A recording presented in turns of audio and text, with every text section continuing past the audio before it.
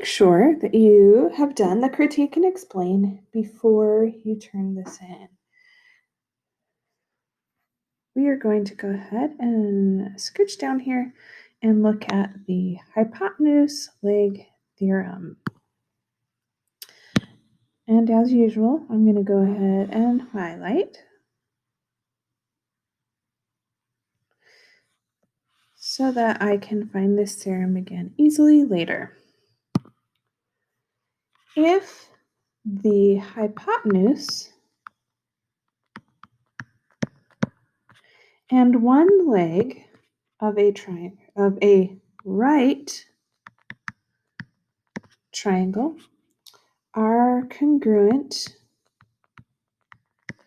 to the hypotenuse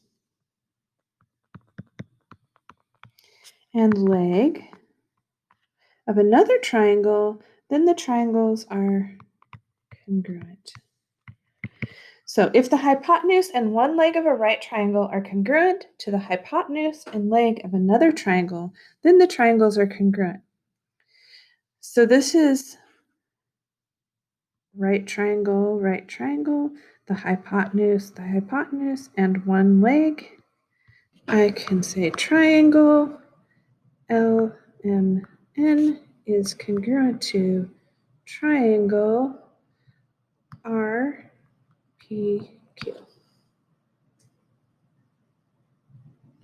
Jumping into example 1, what information is necessary to use the hypotenuse-leg theorem? The first thing we need to do is say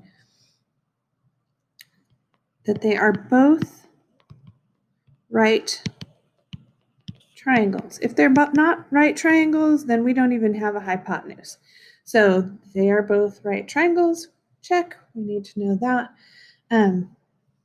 We would need to also know that the hypotenuse was congruent to the hypotenuse, which would mean that we need to know that LN would be congruent to PR. And since LN equals 9, then PR would need to equal 9. We would need that information. We don't have it, but we would need, if we did, we would know. And then we would need to know that NM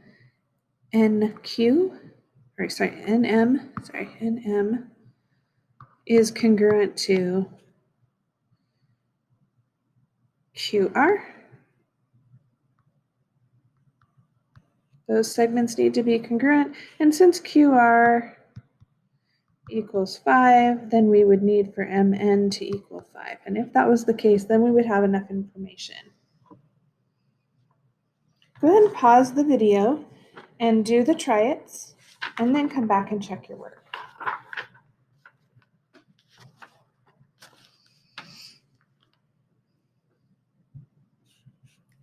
On the first triangle, hopefully you saw that by the reflexive property, this side was congruent. However, that gave us an angle side-side, and that is not enough information. And on the second one, we have yes, by hypotenuse-leg theorem, we just talked about. On the third pair, again, we have the reflexive property making that, and we do have hypotenuse leg theorem. So we have this leg and this leg. They're both right triangles, and they're both sharing the hypotenuse with the reflexive property. On this last set, we do need to remember that the vertical angles are congruent in order to say yes, and those are side congruency. So we should be saying congruency theorem.